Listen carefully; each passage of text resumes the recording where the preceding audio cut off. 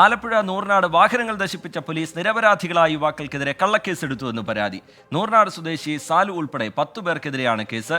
ഇതിനിടെ പോലീസ് ഉദ്യോഗസ്ഥർ വാഹനങ്ങൾ അലക്ഷ്യമായി കൈകാര്യം ചെയ്യുന്ന ദൃശ്യങ്ങൾ പുറത്തുവന്നു. പോലീസ് അതിക്രമത്തിനെതിരെ ഡിവൈഎഫ്ഐ മുഖ്യമന്ത്രിക്ക് പരാതി നൽകി.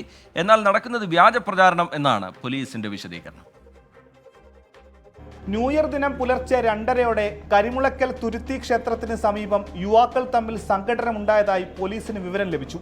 നൂർനാട് പോലീസ് എത്തിയതോടെ യുവാക്കൾ ചിതറിയോടി. ആരെയും പിടികൂടാനാവാത്തതിനാൽ പ്രദേശത്തുണ്ടായിരുന്ന സാലു എന്ന യുവാവിനെതിരെ ചെയ്യാത്ത കുറ്റത്തിന് കേസെടുത്തു എന്നാണ് പരാതി. പൊതുസ്ഥലത്ത് പ്രശ്നമുണ്ടാക്കിയതിനും 7ഓളം വാഹനങ്ങൾ നശിപ്പിച്ചതിനുമാണ് കേസ്. താൻ നിരപരാധിയാണെന്ന് സാലു. ഞങ്ങൾ കുറച്ചുപേര് വന്ന വണ്ടിയെല്ലാം ഈ സംഭവ സ്ഥലത്ത് ഇരിപ്പുണ്ടായിരുന്നു. എന്നെ ആ സംഭവ സ്ഥലത്ത് കൊണ്ടുവന്നിട്ട് എൻ്റെ ഫ്രണ്ടിൽ ഇട്ടാണ് ഇവർ ഈ വണ്ടിയെല്ലാം തല്ലിപ്പൊളിക്കുകയൊക്കെ ചെയ്തത്. എന്നിട്ട് എൻ്റെ പേര് കള്ളക്കേസ് കൊടുത്ത് ഈ വണ്ടിയെല്ലാം ഞാൻ തല്ലിപ്പൊളിച്ചാന്ന് പറഞ്ഞ് എൻ്റെ പേര് കള്ളക്കേസ് കൊടുത്ത് എന്നിട്ട് എന്നെ സ്റ്റേഷനിൽ കൊണ്ടുപോയിട്ട് എന്നെ രാത്രി ഉറങ്ങാനൊന്നും സമ്മതിച്ചില്ല. ഇതിനിടെ ഉദ്യോഗസ്ഥർ വാഹനങ്ങൾ അലക്ഷ്യമായി കൈകാര്യം ചെയ്യുന്ന ദൃശ്യങ്ങൾ പുറത്തു വന്നു.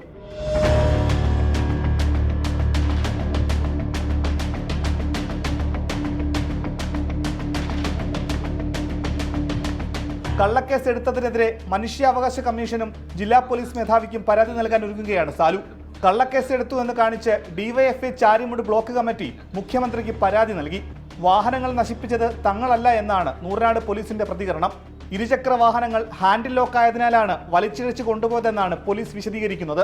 സംഭവവുമായി ബന്ധപ്പെട്ട് പ്രദേശത്തെ മുഴുവൻ CCTV ദൃശ്യങ്ങളും പരിശോധിക്കുവാൻ ജില്ലാ പോലീസ് മേധാവി ചൈത്ര തെരേസ ജോൺ നിർദ്ദേശം നൽകി. 24 ആലപ്പുഴ.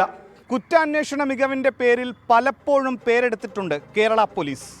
പക്ഷേ ആവർത്തിക്കപ്പെടുന്ന ഇത്തരം സംഭവങ്ങൾ സേനയ്ക്ക് ആകെ നാണക്കേടുണ്ടാക്കുന്നു. ചിലരുടെ ചെയ്തികൾ ആകെ പോലീസിനെയും പ്രതിക്കൂട്ടിലാക്കുന്നു. അതുകൊണ്ട് കേരള പോലീസിൻ്റെ മാറേണ്ട പ്രവണത മാറ്റിയേ തീരൂ.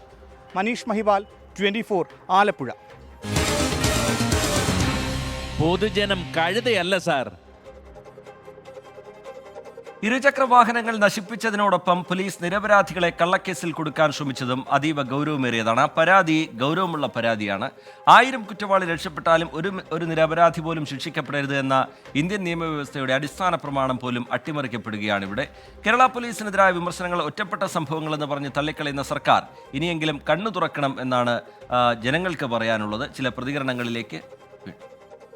ജനങ്ങളുടെ ജീവനും സ്വത്തിനും സംരക്ഷണം തരേണ്ട പോലീസുകാരുടെ പക്കൽ നിന്ന് തന്നെ ഈ നീചകരമായ പ്രവൃത്തി യുവാക്കളുടെ വാഹനങ്ങൾ മനഃപൂർവ്വം തല്ലി തകർക്കുകയും അത് യുവാക്കളുടെ പേരിൽ മനഃപൂർവ്വം ചുമത്തി അകാരണമായി കേസെടുക്കുകയും ചെയ്യുന്ന നൂർനാട് പോലീസിനെതിരെ ശക്തമായി തന്നെ പ്രതികരിച്ചു. ക്ഷേത്ര പരിസരത്ത് ക്ഷേത്രത്തിൻ്റെ ഗ്രൗണ്ടിൽ തന്നെ ഒരു ഭാഗത്ത് ഒതുക്കി വെച്ചിരുന്ന ബൈക്കുകൾ പോലീസ് തല്ലിത്തകർത്ത് റോഡിലേക്ക് വലിച്ചിട്ട് പോലീസ് തല്ലിത്തകർത്ത് നശിപ്പിക്കുന്ന രംഗമാണ് നമുക്ക് വീഡിയോയിൽ കൂടി കാണാൻ കഴിയുന്നത്. പോലീസ് പറയുന്നത് ചെറുപ്പക്കാർ തന്നെയാണ് ആ ബൈക്ക് തല്ലി തകർത്തെന്നാണ് പോലീസിൻ്റെ ഭാഗത്ത് ന്യായം പറയുന്നത്. ഏതോ കുറച്ച് ചെറുപ്പക്കാർ അവിടെ അമ്പലത്തിൻ്റെ ചുറ്റും അവിടെ ഇരുന്ന് സംസാരിക്കുകയോ വഴക്കുണ്ടാവുകയോ ഒക്കെ ഉണ്ടായി. അപ്പം അവരെ തിരക്കി വന്ന പോലീസ് ആ വാഹനം എടുത്ത് റോഡിലേക്ക് എറിയുക. അത് CCTV ദൃശ്യത്തിനകത്ത് ഇന്നലെ നമ്മളത് കണ്ടതാണ്.